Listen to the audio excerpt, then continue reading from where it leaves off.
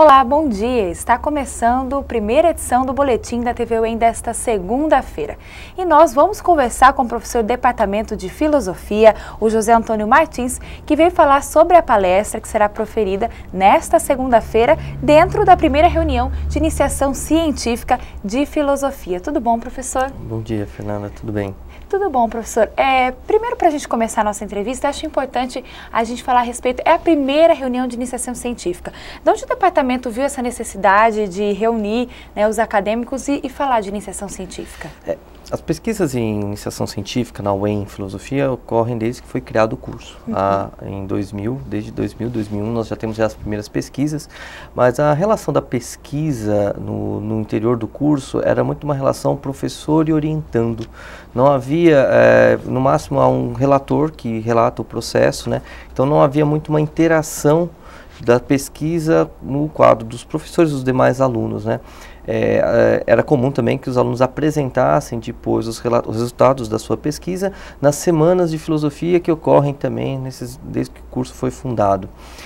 Mas no momento em que os alunos iam apresentar as suas pesquisas, em outubro, a pesquisa já tinha se encerrado, ou senão ele já tinha começado uma outra etapa de pesquisa, então não havia muito o que intervir, né? Quer dizer, a contribuição que a comunidade acadêmica poderia dar para a pesquisa daquele aluno, quer dizer, as contribuições, as ideias, não surtiriam efeito, porque do ponto de vista do prazo já tinham passado. Não tinha uma troca, né? Não havia. O professor e o aluno. Qual que foi a ideia? A ideia era que na metade da pesquisa, né, na metade do processo da pesquisa, o aluno passasse por um debate, né, além do seu orientador, que é alguém que analisa, que está trabalhando junto com o aluno, que outro professor e os outros colegas também contribuíssem, né, ajudassem, dessem sugestões para aprimorar e enriquecer. Então esse é um momento muito bom, porque neste exato momento da pesquisa que os alunos estão na metade. As pesquisas de iniciação científica na UEM começam em agosto, né, quando começa o PIBIC, né, o aluno ingressa em agosto, e agora, nesse momento, ele tem que entregar um relatório parcial dos trabalhos que ele desenvolveu nesses 6 meses.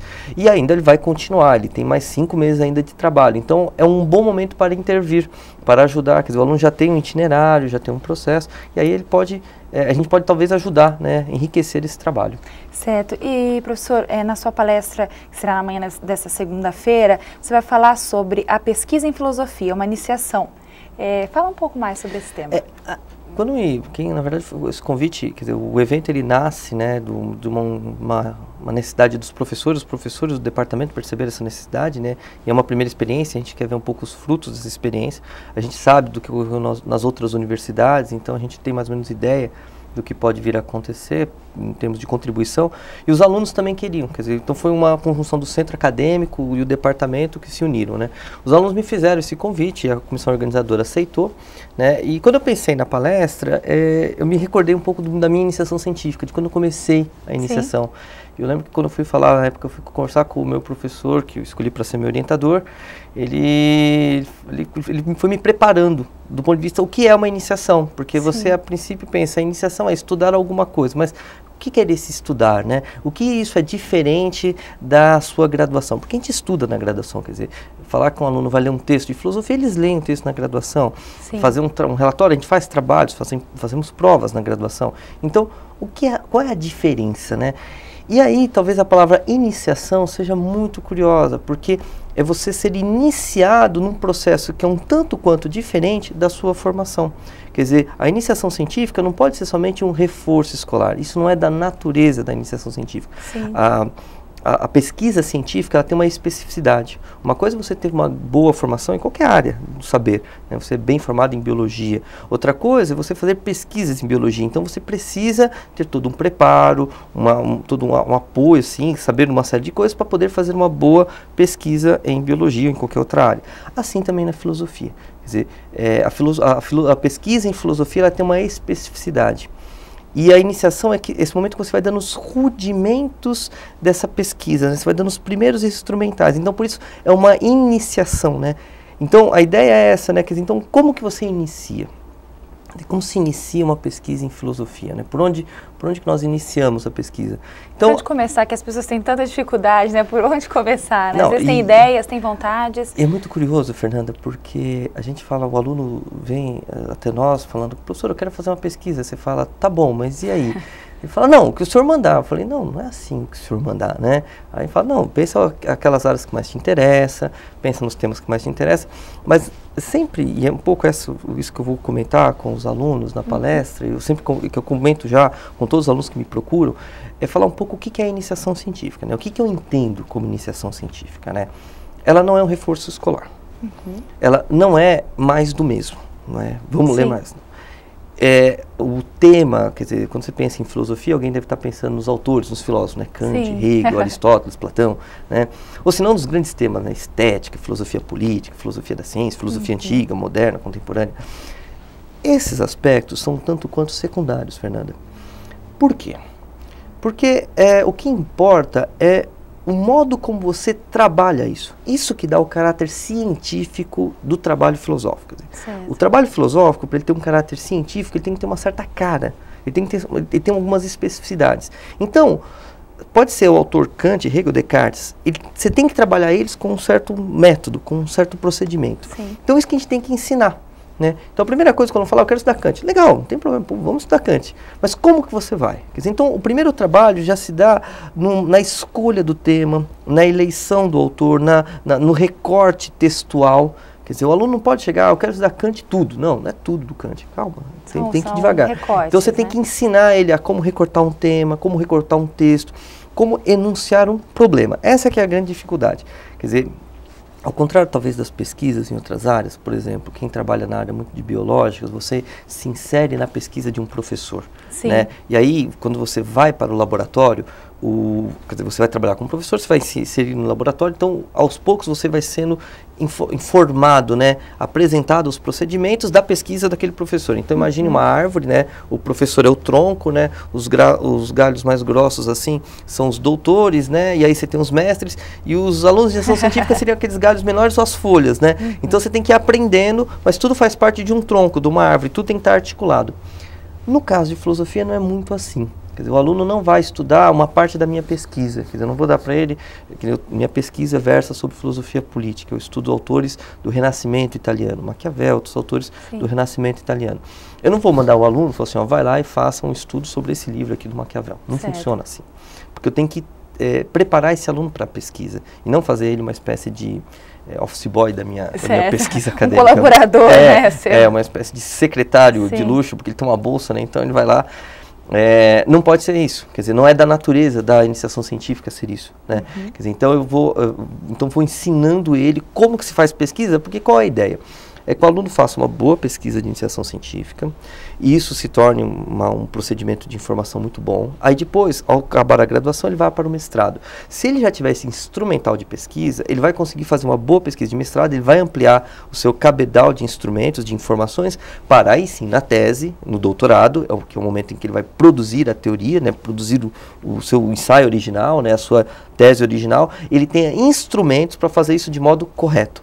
Então isso, o doutorado, que é algo que muitos almejam, né, que está lá na frente, já tem que ser pensado dentro da graduação, já iniciando com esse trabalho de iniciação científica, talvez não um tema, mas eu estou pensando o amadurecimento. Então o aluno que já está na iniciação, já está caminhando para o caminho correto. Eu acho assim, a gente tem que só relativar quando você falou tem, né? Eu acho que não é que tem, é muito bom, vamos dizer assim, porque se o aluno também não fizer... Faz um aprimoramento, né? Porque se o aluno não faz também, eu tenho aluno falar, eu não fiz iniciação científica, então já perdi o caminho. Não, quer dizer, ainda dá para aprender. Mas a vantagem é como no esporte, quer dizer, quem joga bola desde pequeno, quando chega lá dos 18 anos pode ter mais facilidades, né? Então, o aluno que faz iniciação científica, desse ponto de vista de uma introdução aos métodos, aos procedimentos da iniciação científica, da pesquisa na filosofia, ele, claro, vai estar mais preparado, sim. Ele sai na frente, ele avança, né? Quer dizer, ele tem mais facilidades. Certo. Por exemplo, ele também, ele já vai se preparando, por exemplo, línguas. É fundamental na filosofia saber línguas. Quer dizer, aquele aluno que só sabe bem o português e não sabe outra língua, não consegue ler em outra língua, tem muita dificuldade em fazer pesquisa. Então, o aluno na iniciação científica ele já descobre essa necessidade. E ele já vai se preparando. Então, a ideia da iniciação científica é essa. Claro, tendo em vista lá o doutorado, ele começa. Não há preocupação de que na iniciação ele já tem uma tese original. Certo. Não temos que ter a preocupação de que, se eu comecei a estudar filosofia moderna, mas depois eu me apaixono por filosofia antiga, área, não tem problema. As coisas coisas ajudam, porque você está preparando um instrumental de pesquisa, aquilo que eu falava no começo. Quer dizer, serve para o Kant, para o Hegel, quer dizer, são procedimentos que você vai utilizar independente do autor, independente da temática. Quer dizer, há certas regras básicas de pesquisa em filosofia. E aí vai ser aplicada em diversas áreas. Tá certo, professor. Então, você vai falar sobre esse tema, dar essa orientação para os seus alunos na palestra, né, para os alunos aqui da faculdade, e ela é direcionada mais para acadêmicos mesmo? Então, isso é outra coisa importante, que a pesquisa, na verdade, a gente fala pesquisa em filosofia, em história, há certas características comuns na pesquisa, principalmente na área de humanidades. Quer dizer, nesse sentido, as pesquisas é muito bom, eu sempre indico também para meus alunos assistirem defesas de mestrado em outras áreas, defesas de doutorados, e também os modos como as outras áreas fazem pesquisa. Porque tem alguns procedimentos que são comuns. Tem alguns procedimentos que são diferentes. E também a diferença, né, o reconhecimento da diferença ajuda a gente a aprender. Quer dizer, a gente sabe o que é frio quando está no quente, né? Quer dizer, se ficar só no frio, a gente não ia ter noção da importância. Quer dizer, é o contraste que nos ajuda, né? No caso aqui, é importante notar que a pesquisa em filosofia, ela é semelhante, por exemplo, a algumas coisas nas ciências humanas, em geral em qualquer ciência. Quer dizer, um projeto, a pesquisa começa onde? Num projeto de iniciação científica.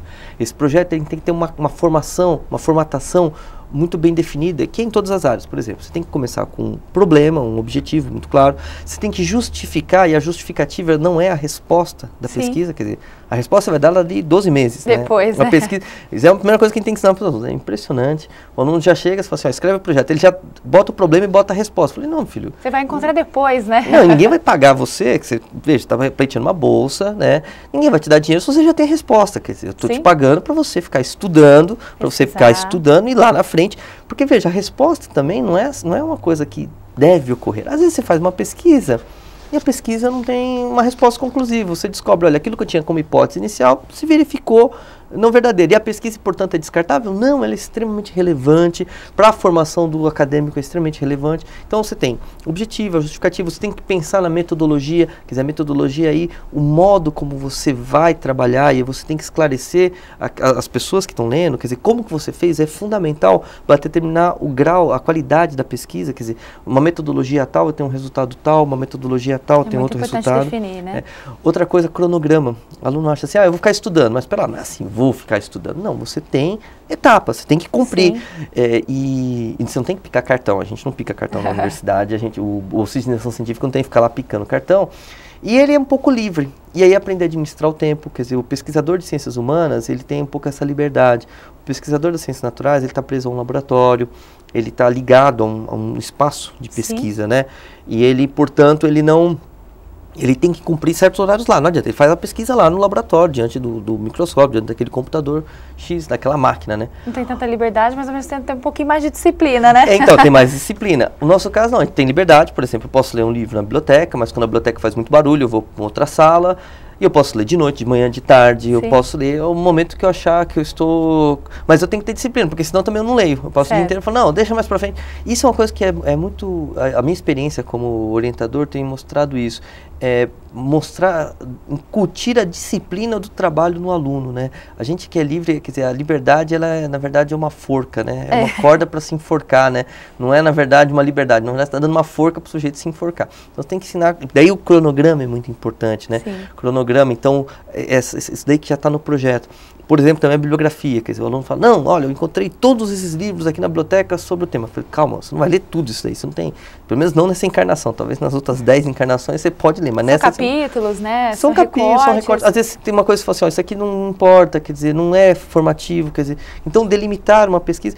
E a pesquisa em si também é uma descoberta da bibliografia. Quer dizer, quando você já vai para a pesquisa e fala, não, o meu espaço, o meu corpo de texto é esse daqui, fala, não, pera lá, então você não vai descobrir nada. Quer dizer, então, onde está a descoberta? Né? Cadê que pesquisa é descoberta, pesquisa é inovação, pesquisa é ir para novos horizontes.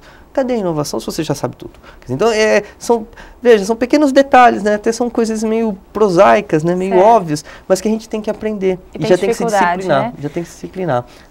E nesse sentido, por exemplo, isso ajuda também para os alunos, vamos supor, de história, de letras. Certo. Né? Quer dizer, para eles verem também as semelhanças, né? O aluno de letras, ele enriquece também, quando ele vê, olha como o pessoal da filosofia trabalha, né? Como eles focam num texto, vamos supor, eles se preocupam com uma terminologia, talvez isso ajude o historiador. Acaba crescendo todo mundo que vai observar, todo né? mundo, quer dizer, você pode aproveitar, e às vezes também, e aí pensando o contrário, quer dizer, o aluno de filosofia, quando vai ver pesquisas das outras áreas, das outras temáticas, né? Observa uma coisa diferente que pode ser bom, e aprende, né? Quer dizer, não ficar focando, acho que a ideia é um pouco, Fernanda, não centrar no conteúdo. Certo. Quer dizer, não centrar, falar assim, o que ele está falando, sei lá, sobre Descartes é verdadeiro ou falso.